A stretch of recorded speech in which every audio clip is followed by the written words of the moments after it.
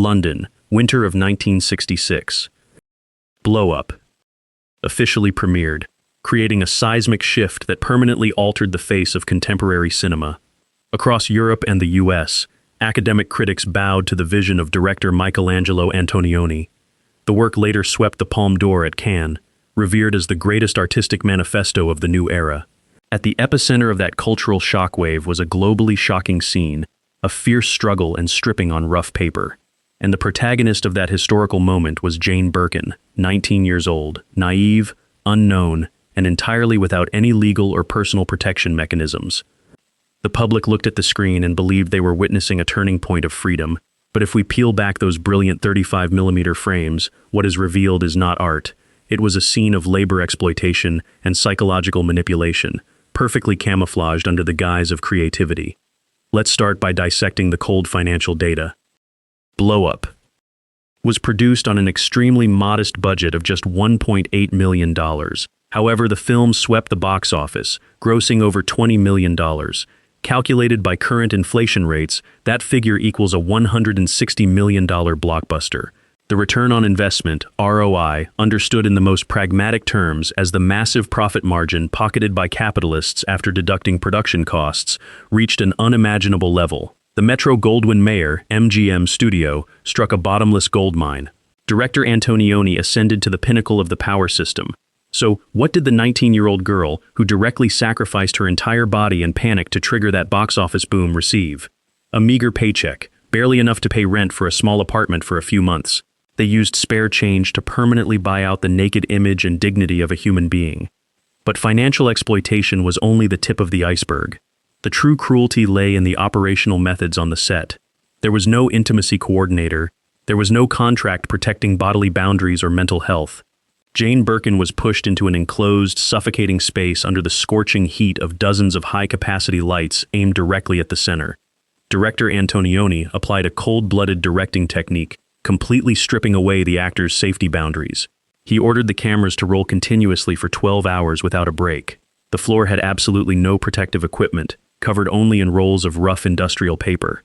Antonioni forced the 19-year-old girl to wrestle and struggle frantically. Every fall onto the floor, every long slide across that surface was another time her fragile flesh was rubbed raw to the point of bleeding. The director's motive was glaringly obvious. He didn't want a simulated performance. What he squeezed out was a genuine nervous breakdown. He forced her bodily machine to operate until it crossed the threshold of physiological endurance in order to extract the most authentic exhaustion, fear, and humiliating tears. Jane's bruised physical pain and mental trauma were packaged, encoded into pixels, and turned into a money-printing tool for the industrial machine. They called it a sacrifice for art. In reality, it was a physical torture session legalized under the name of a filming schedule.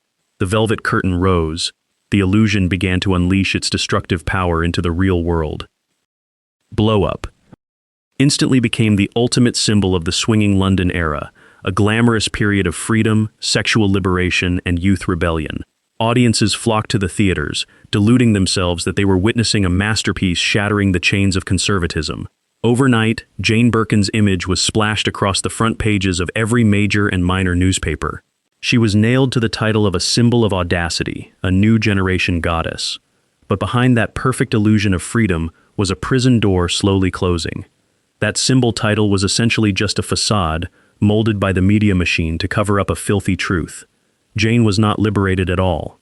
She was turned by the system into nothing more than a public commodity. The brutality didn't stop at physically tormenting her on set. It continued to crush her during the distribution and consumption of the product. Let's uncover one of the most nauseating historical truths of the celluloid era. At local cinemas across the UK and the US, a widespread criminal phenomenon occurred. Projectionists secretly made physical interventions on the 35mm film reels. When Jane's exact scene came on, they used razor blades to cut the naked frames of the 19-year-old girl right out of the original film roll. The pieces of plastic containing her humiliation and bare body were taken home by them as sick trophies. This mutilation was so severe that in numerous theaters the movie skipped and disjointed constantly due to the loss of too many original frames. The cinematic elite knew this very well. The studio knew. The director knew. But what did they do? Not a single legal action was triggered. Not a single ban or effort was made to protect the actress's right to control her image. The silence of the studio alliance was a calculated complicity, because the more the film was censored and cut, the more the public's curiosity piqued, and ticket sales poured in. Meanwhile, back in her home country of the UK, the media apparatus bared its fangs and claws. Hypocritical tabloid newspapers ran a campaign of perfect double standards. They simultaneously printed her naked pictures on the front page to boost sales, while using the most derogatory, venomous language to humiliate her. They called her terrible names, throwing a young girl into the crosshairs of a society still heavily weighed down by dogmatism. And where were the people who profited from that tragedy? Director Antonioni was busy accepting medals and giving interviews to high-end art magazines. Studio executives were busy divvying up tens of millions of dollars in closed boardrooms. A strategy of information blockade and responsibility evasion was thoroughly executed. Not a single person in that power system stood up to take a public opinion bullet for her. The cold-blooded indifference of the profiteers backed the young girl into a corner. The Hollywood machine had finished the stage of wringing dry a person's commercial value, and now they tossed her to the curb, leaving her to rot in social humiliation. The dazzling, glorious light of the film was, in fact, the fire that burned down all of Jane Birkin's dignity and safety net. The studio doors of Blowup closed, but its phantom was only beginning to extend its claws. Jane Birkin left the scene with scratches on her flesh, but the deepest and most fatal wound lay in her career profile. Entertainment capitalism doesn't operate on empathy or business ethics. It operates on cold profit algorithms. When the system realized this young girl's panic and naked image could stimulate a massive wave of viewers, a verdict defining commercial identity was immediately pronounced. Simply put, from that moment on, the industrial machine no longer viewed Jane as a human being or a true artist. What they saw was a carnal commodity whose revenue had been proven at the box office. Contracts started flying to her desk, but accompanying them was always a brutal unspoken clause. She must continue to expose her body. If she refused to strip, the doors to major projects instantly slammed shut. The right to self-determine bodily boundaries and personal dignity, a person's most fundamental right, was legally stripped away through the financial and power barriers of the studios. The suffocation of the film industry at the time, combined with the relentless pursuit of the British tabloid media, created a toxic ecosystem that drained her oxygen. The press stalked her every step, dissected her private life, and pigeonholed her into the mold of a rebellious Lolita. There was no professional psychological support network. There was no actors' union stepping in to intervene or provide legal counsel. Cornered into isolation, Jane Birkin was forced to activate her final survival mechanism, leaving her homeland. Her move to France to live and work wasn't merely a geographical shift or a search for a romantic haven. It was the forced evacuation of a victim persecuted by the media system and the corporate machine of her home country to the point where she had no room to breathe. She had to leave her family and roots behind, carrying the bleeding wound of a young person betrayed and humiliated by the very industry she served. The cruelty of the power machine lay not only in its capacity to destroy a person, but in its ability to cover up crimes and professionally reconstruct reality.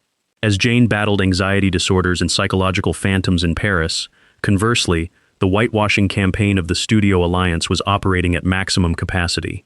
For decades, cinematic history has been rewritten by the pens of those who hold the capital. Michelangelo Antonioni was canonized in university lecture halls and prestigious international film festivals. The fierce 12-hour struggling scene from years ago was inserted into curriculums as a classic example of spatial language and physical liberation. Absolutely no mainstream academic document recorded the intensity of physical abuse, made no mention of the industrial sandpaper surface scraping against flesh, and certainly did not address the actress's nervous breakdown. The victim's testimony was completely erased from the annals of history. Let's turn back to the legal system and industry standards of that era. The concepts of an intimacy coordinator or mental health protection on set were absolute zeros.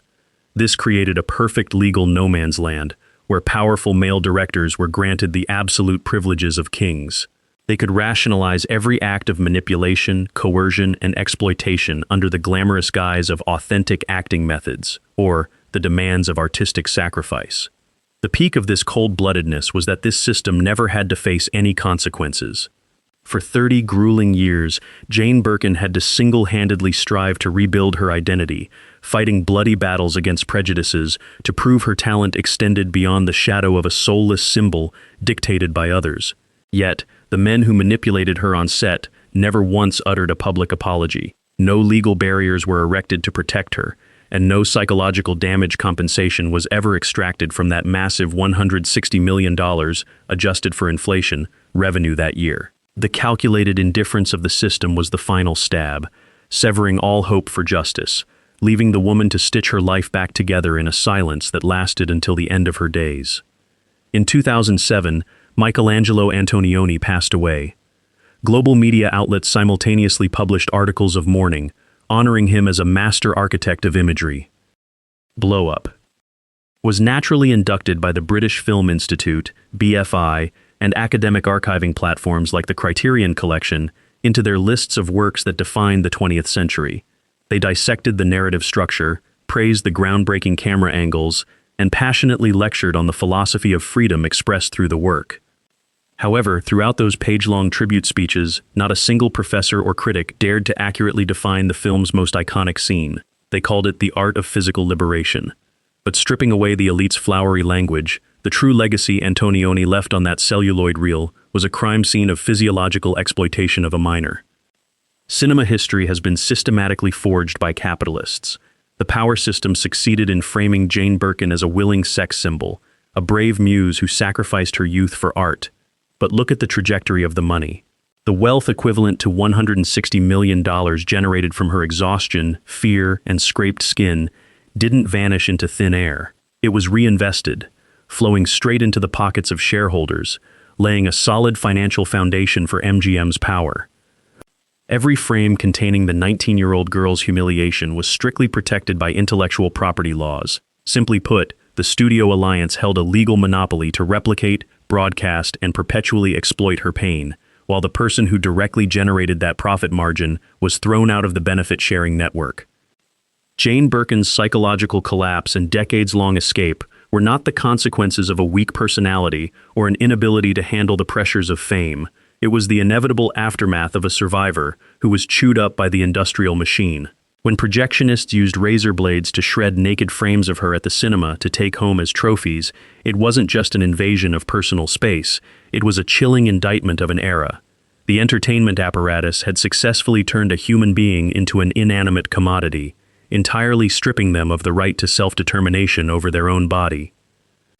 Jane Birkin eventually departed this world, carrying the unhealed scars of the deceitful swinging London era. The manipulators were shielded by prestigious awards, the complicit media outlets were whitewashed by time, and the victim was nailed to a glamorous title to cover up one of the most ruthless crime scenes in cinema history.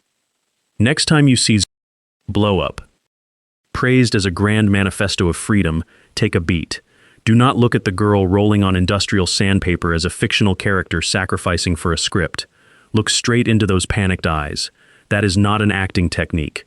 That is the genuine cry for help from a human being permanently imprisoned within the very masterpiece the whole world blindly worships.